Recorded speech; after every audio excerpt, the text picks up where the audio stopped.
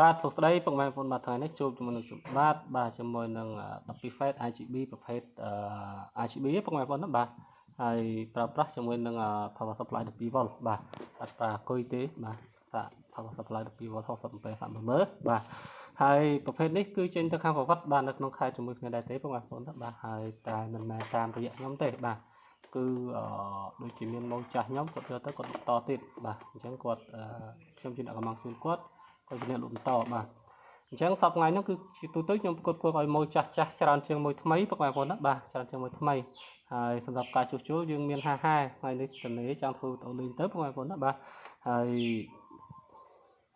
ប្រភេទនេះកង់ដង់សារនេះគឺពណ៌លឿងពុកម៉ែបងប្អូនណាបាទពណ៌លឿងប្រភេទ RGB វាគឺវាដាក់ពីរគ្រាប់បាទប្រើសមស្របបាទប្រើសមស្របជាមួយនឹងកន្លែងណាទឹកតាំងពុកម៉ែបងប្អូនបាទ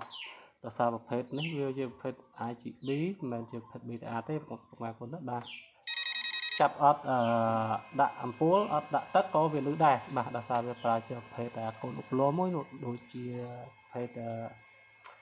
ពេលដាក់ត្រីជីចឹងពុកម៉ែបងប្អូនណាបាទយើងថាកូនឧបលោក៏បានយើងហៅស្អីក្រៅនឹងក៏បានដែរដោយសារវាប្លើសម្លេងដែរបាទតែវាមិនមែនចេះតែប្លើទេមានន័យថាតើភ្លើងវាមកបានវាលឺបាទសិនភ្លើងអត់មកវាស្ងាត់ដែរពុកម៉ែបងប្អូនណាបាទឃើញទេបងប្អូនបាទចេញញភ្លើងបាទចេញញភ្លើង12 Fed RGB បាទប្រភេទនេះថ្លៃជាងប្រភេទ BTA បន្តិចបងប្អូនណាបាទហើយដូចជាខ្ញុំផ្ញើទៅប្រហែលគ្រឿងដែរហើយទេខាងប្រវត្តិនោះបាទខ្ញុំផ្ញើទៅផ្ទាល់តែម្ដងហើយខ្ញុំផ្ញើទៅខ្ញុំមិនមានដាក់លេខទូរស័ព្ទខ្ញុំទៅទេបងប្អូនណាបាទអត់មានដាក់លេខទូរស័ព្ទខ្ញុំទៅទេដោយសារទុកឲ្យមួយខាងបងនោះគាត់តាក់ទងទៅបងទៅបាទហើយអីវ៉ាន់ដល់អីក៏ខ្ញុំអត់តាក់ទងទៅចៃវ៉ាន់ផ្ទាល់ដែរយើងគោរពគ្នាទៅវិញទៅមកពុកម៉ែបងប្អូនបាទជាទូទៅខ្ញុំផ្ញើខ្ញុំស្គាល់លេខទូរស័ព្ទខាងអតិថិជនតែខ្ញុំអត់តាក់ទងទៅទេដោយសារអីគាត់មិនមែនតាក់ទងមកខ្ញុំទិញពីខ្ញុំទេគឺគាត់ទិញពីម៉ូខ្ញុំអញ្ចឹងបើសិនជាអីវ៉ាន់ដល់ហើយគាត់អត់ទៅយកអីខ្ញុំតាក់ទងទៅម៉ូខ្ញុំបាទឲ្យម៉ូខ្ញុំតាក់ទងទៅគាត់អញ្ចឹងគឺពីរតហើយដោយសារយើងគោរពគ្នាទៅវិញទៅមកបាទគាត់ជួយទិញខ្ញុំអត់អាចបដៅម៉ូគាត់ទេបងប្អូនណាបាទអញ្ចឹងគឺខ្ញុំអត់តាក់ទងទៅខាងម្ចាស់អីវ៉ាន់នេះផ្ទាល់ទេបាទខាងម្ចាស់អីវ៉ាន់នេះផ្ទាល់ទេអីវ៉ាន់ដល់អីខ្ញុំតាក់ទងទៅម៉ូខ្ញុំដែលគាត់ជាអ្នកកំងវិញបាទឲ្យគាត់តាក់ទងទៅមុនគាត់ផ្ទាល់ចឹងហើយសម្រាប់ខ្ញុំគឺអត់ទៅដើមមួយអត់ទៅដើរអតិថិជនមួយខ្លួនឯងទេបាទនិយាយចេះបាទអត់ទៅដើរអតិថិជនមួយខ្លួនឯងទេអញ្ចឹងខ្ញុំជាអ្នកកំងជូនមួយគាត់ជាអ្នករកអតិថិជនបានបន្តទៀត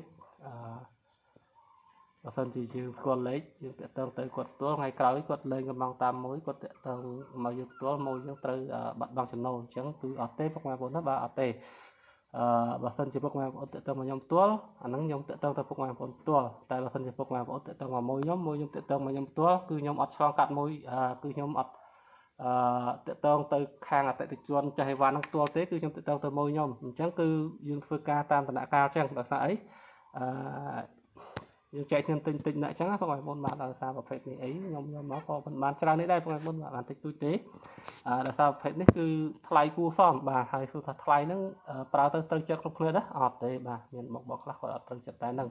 តែបងខ្លះគឺគាត់ត្រូវចិត្តបាទហើយហ្នឹងហើយមនុស្ស100នាក់គឺចិត្ត100ដែរបងប្អូនបាទអត់អាចត្រូវចិត្តគ្រប់គ្នាទេមិនថាខ្ញុំរៀបដៃមិនថារបស់វៀតណាមមិនថារបស់ចិនទេបាទជាទូទៅឧទាហរណ៍ទៅមួយច្រកនេះអត់ពេញចិត្តតែមានច្រកមួយផ្នែកទៀតគឺគាត់ពេញចិត្តអីចឹងទៅបាទដូចផ្នែកនេះមានបងខ្លះគាត់ថាគាត់អត់ទៅចេះប្រើចឹងទៅតែមានបងខ្លះទៀតគឺគាត់ប្រើគាត់ត្រូវចិត្តគាត់ទិញតែហ្នឹងបាទមើលគាត់ទិញតែហ្នឹងតែខ្ញុំអត់ដែលបានធ្វើវីដេអូចឹងបងឯហ្នឹងទៅនេះធ្វើលេងទៅបាទហើយបងប្អូនមានចំណាប់អារម្មណ៍